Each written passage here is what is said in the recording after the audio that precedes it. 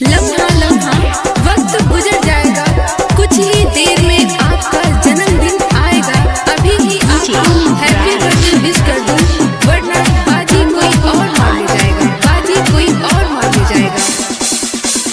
युग युग ले तू जियत रहा, मिले बधैया हो। युग युग ले तू जियत रहा, मिले बधैया हो। हैप्पी बर्थडे टू यू आनंद भैया हो। हैप्पी बर्थडे टू यू आनंद भैया हो। बार बार दिन